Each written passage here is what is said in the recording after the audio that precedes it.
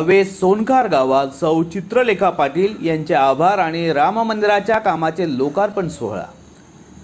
रोहा तालुक्यातील न्हावे सोनखार गावातील राम मंदिराला स्वखर्चाने सोलर लाईट व ग्रिल बसवून दिल्याबद्दल आणि दिलेला शब्द पूर्ण केल्याबद्दल सौ चित्रलेखा नृपाल पाटील म्हणजे चिवताई यांचा ग्रामस्थांकडून आभार मानून सन्मान करण्यात आला।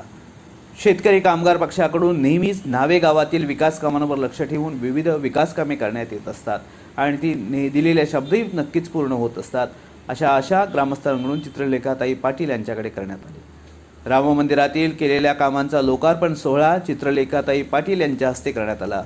या सोहळ्यात मोठ्या प्रमाणात ग्रामस्थ आणि शेतकरी कामगार पक्षाचे ज्येष्ठ पदाधिकाऱ्यांसह कार्यकर्ते मोठ्या संख्येने उपस्थित होते। आपण नेहमी म्हणतो की सेवेसी तत्पर पाटील प्रभाकर। आज मी रामाच्या देवळात उभी आहे आणि मला सांगायला आनंद वाटतो, मी आमच्या कुटुंबातली चौथी पिढी आहे जी राजकारणात आहे।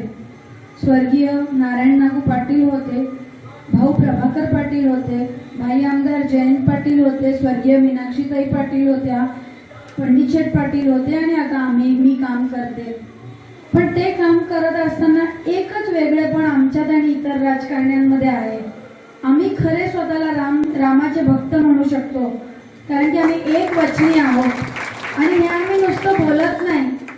मागच्या 4 पिढ्या किती उन्हाळे पावसाळे आले, काही आले तरी आम्ही ठामपणे एका पक्षात उभे आहोत, आमच्या लोकांसाठी, लोकांसोबत। नवका सोनखार गावात पुन्हा एकदा समाजसेवा आणि काम करण्याची मला संधी मिळाली। राम मंदिराला दिवे लावून दिले आणि सोलार लावलं। ईश्वर चरणी सेवा करणं हीच मला वाटतं सगळ्यात मोठी सेवा असते आणि इथल्या सगळ्या कार्यकर्त्यांचं ते श्रेय आहे आणि महिला मंडळाचं ते श्रेय की पाठपुरावा ते माझ्याजवळ करतात आणि सगळी कामं करून घेतात। माझी इच्छा आहे की या चणेरा विभागात एक चांगला कारखाना आणि एक चांगली सुसज्ज अशी शाळा या पुढे निर्माण करावी आणि इतर जी व्यक्तिगत कामं आहेत ती सुद्धा करावी। एवढंच मी या ठिकाणी या गणेश उत्सवानिमित्त इच्छा व्यक्त करते आणि याच्यासाठी मी स्वतः कार्य करीन, काम करीन जर सगळ्या मंडळींची मला साथ असेल तर।